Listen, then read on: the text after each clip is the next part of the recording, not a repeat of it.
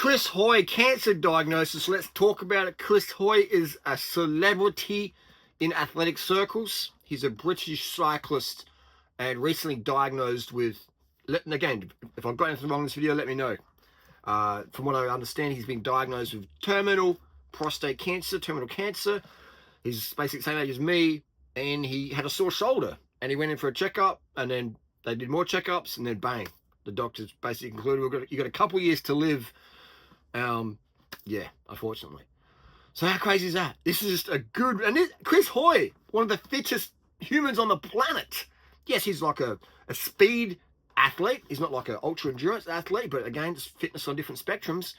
But in terms of that fitness, one of the fittest humans ever on the planet.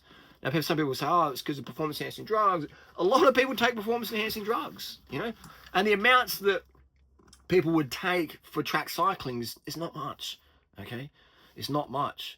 The average gym rat or guys like Athtran X, etc., would take way more compounds, PEDs, than the average Olympic track cyclist or track runner, okay? This is just common knowledge if you're in those circles. So the doping parts, you know, that's a discussion for sure. But I would say the biggest ones is diet and lifestyle. Now, we know Chris Hoy loves his meat. All right, people say, oh, here you are you going to use someone's unfortunate circumstances to push your vegan agenda? Well, yeah, you know, it's the truth, basically. All the science out there puts red meat, especially red meat, as a carcinogen. I haven't seen any data out there that suggests testosterone, exogenous testosterone, injecting some test or taking some test cream for your Olympic track cycling protocol is a carcinogen. There's no data about that. But there is conclusive data, not correlative, but causative data showing that the more meat you eat, the higher your risks of cancer, okay? So we're not going to talk about the environment here. We're not going to talk about the animal ethics. We're just going to keep it on topic of pure health. So my question is, if Chris Hoy, someone born with incredible genetics, all right, to be an Olympic champion, just to get to the Olympics, you've got to have crazy genetics. And then to go the next level series up, you've got to have next level genetics, you know? So my question is, if Chris was eating a vegan diet or mostly vegan diet, minimal animal products or none, ideally none in terms of health, especially for cancer, the more animal products you eat, the more your risk of cancer. So my question is, if Chris was eating vegan or fuck all animal products, would he have gotten cancer? And if he would have gotten cancer, would it have been as aggressive? Or could his immune system take it, you know? That's the question I always ask. I'm a very performance-driven person. I like to ask why. Why does this happen? Why did this crash happen? Why did this person get sick, but their family member didn't, you know? And also Chris's wife's been diagnosed with multiple sclerosis. So is there some sort of environmental toxin that they've been both exposed to? Or are they eating meat from a certain farm that's using certain chemicals in their procedures? I don't know. You know, these are questions that I'm like, damn, you know? If you look at the couple, Chris and his wife, they look fit and healthy and slim and that, and attractive. They look like models. And both struck down with Chris terminal cancer and his wife with an MS prognosis. Is that correct? That's crazy. So the average person out there would be thinking, damn, you got this model couple here who are fit and in shape. One of them is like an Olympic champion, struck down. And then you got people over here, the everyday person, just thinking, damn, you know, this just proves it to people out there. It's like what you eat is so important, all right? And your lifestyle is very important as well. How much toxins you expose yourself to, you know? It's like, it's crazy. Even I'm questioning all these shoes here. I'm like, hang on, are these shoes even safe to be breathing in all this off-gassing? You know? I've worked in footwear for decades. I've had a lot of shoes around me for decades. You know? Used to be in the store, now I've got the store at home. Is that good for is it bad for my health? What are the risks? You know?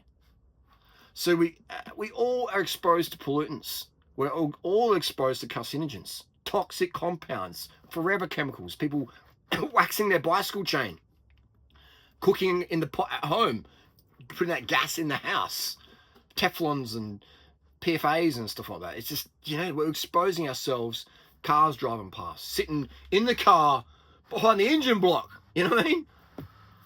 The formaldehydes in your brand new Tesla. Like, it's just, we're exposed to all these carcinogens in the environment.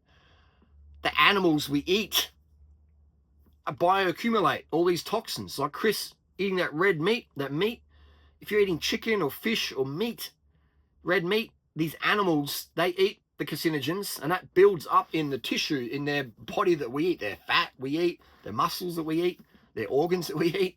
People eating livers. The liver's like the most concentrated toxin of the animal. People are like, oh, Liver King. I was like, what the fuck? So you're biting into fucking heavy metals, man. So that's why I strongly recommend people eat a vegan diet. Like, it cuts your exposure to carcinogens like a dramatic amount. You know, and a poison is a poison no matter the dose. Okay. Now, obviously, the dosage can determine the damage, but a poison is a poison no matter the dose. Strychnine, arsenic, lead, all right, DDT, cadmium, all these things. You know, plutonium, isn't it? A poison is a poison no matter the dose. Now, some people say, but sugar is a poison. Sugar's not a fucking poison. Sugar is a nutrient. Glucose, sucrose, fructose, their chemical structure, their carbon isotope ratios do not change, whether it's from a banana, a Twinkies, or a packet of M&Ms. Now, with the M&Ms, you get the carcinogens from the dairy products, from the cow that's munching on the grass, of all the chemicals on that grass, the chemtrails, the jet fuel, or whatever, the lead from the cars next door on the farm. The cow's eating that and bioaccumulating all that lead that's going into the milk. You're drinking that, you know what I mean? But if you're eating the plants, yeah, you get exposed to stuff, but a lot less. So you're getting the sugar of the M&Ms, but then you get all the shit that comes with the dairy, the hormones, the added hormones, the naturally occurring hormones, the environmental toxins that bioaccumulate in the dairy, and you know, like it's crazy. It's just a really fucking good reminder, people. You could walk across the street today, boom, car, high speed, drunk driver, cop chase, comes around the corner, just unexpected, boom, you're done. You could, you could be like, big storm comes and you put your hand on the fence, look over, big electric cable, boom, electrocuted, you're dead. All right. It's just, you could slip over in the bathroom, hit your head, boom, bleed out. You know, it's just drown in the water. It's just any day could be your last. You could get diagnosed with terminal fucking cancer like Chris Hoy did, man. All right.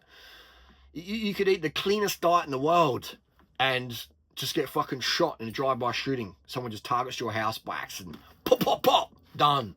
You're the healthiest person on the planet. But someone just, boom, drive-by shoots you because they mistook you for someone else or whatever. You know? Or you're walking down the street and someone with a mental health problem just comes across and grabs you and slices you open. You're bleeding out. You got fucking 30 seconds and you're done. But you're the healthiest person on the planet. What's the point? The point is, understand, life only happens now. And this could be your last video you ever watch. Could be the last video you ever make. Some people are like, yeah, that's good. But it's as reality is, man. Life's so fucking short and it can be so fucking long. You don't know. So don't waste another minute in excess spite or excess regret of like, you know, just this. We have this disease, the biggest disease out there, mental disease, is that comparison of like, oh, I want more, I want more, I want more. And it's great to want more, but in the meantime, you don't get to enjoy what you really fucking have.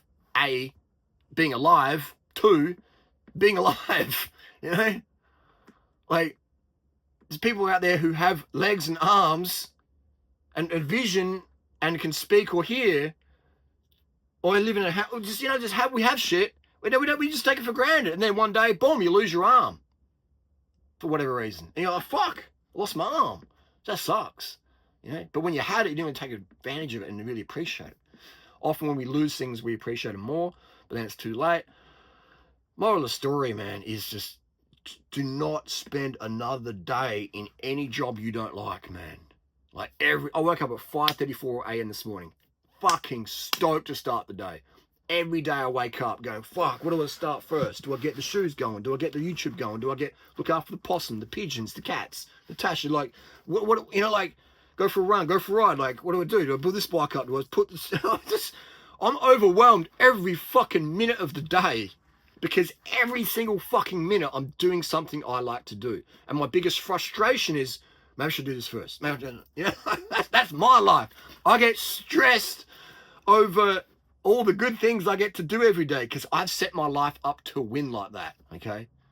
So you have to set if you want to enjoy life, only do what you want to do. Now, some people out there go, well, I don't want to have kids, but now I got them. Well, yeah, okay, then a different story. But, yeah.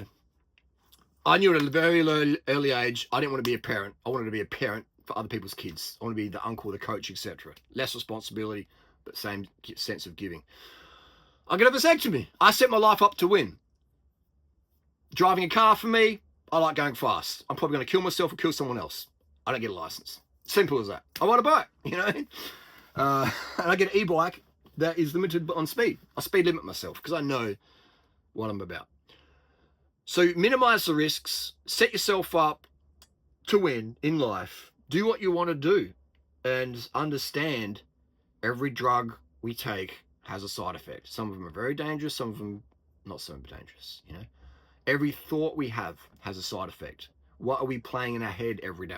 Okay, we're focusing on like what I'm missing out on or whatever. That can be good because I can go and fucking get it. Okay, but never ever think, you know, never ever sacrifice your health for money. All right, because you know it's just it's not a good trade. It's a bad return of interest. Okay, bad return of investment. ROI. So this Chris Hoy situation is a great reminder. Eat vegan. All right, cut out the fucking animal products. Because Chris Hoy got the exercise part right. And who knows, if Chris Hoy wasn't an athlete, maybe he would have got cancer sooner. All right, probably. There's such a protective benefit of being an athlete. But then again, if you're at a certain level of athleticism, you know, to be at the top, then you basically have to be on that verge of overtraining. And then there's immunosuppression drugs like corticosteroids that are commonly used. And then, yeah, so then that at the top level, that can also be bad for your health because you're going probably harder than the body wants to go because you got these goals of Olympic times and qualifiers and all that stuff. So there's that balance. So I wouldn't recommend people striving for that top tier fitness because that requires drugs. It just does. And it requires probably some sort of level of immunosuppression, or part of the drug cycle is the corticosteroids definitely suppress your immune system. But then there's the whole lifestyle, the stress and the late nights and the thinking and the gnawing away of performances, judgment, all that stuff. That's, you know, it's cool, but I would say it's not healthy. Okay, so I would say, yeah, a few notches down is going to be a good goal to achieve. But sport is so important to get involved with. Sports is so important, and cycling is the best sport. It is the best sport. You can ride your bike to work. You can ride your bike with your kids. You can ride your bike for transport. You know, cycling's unrivaled. It's a beautiful activity. The bikes are amazing. They're super cheap now on Facebook Marketplace, etc. So the lessons we can learn from Chris Hoy: cycling's killer, the best, and don't eat meat. Don't eat meat. If you go to Chris Hoy's Instagram, you see him cutting up all these steaks and stuff, and it's like, ooh, and he's grilling them up, and grilled meat, cooked meat in general. Just, you know, it's like, it's got this, you know, it's not good for your health. Okay, so it's just, I could talk forever about that one, but all the science out there points towards animal products as being a cancer promoting compound. The hormones in the animal products, the toxins found in there, the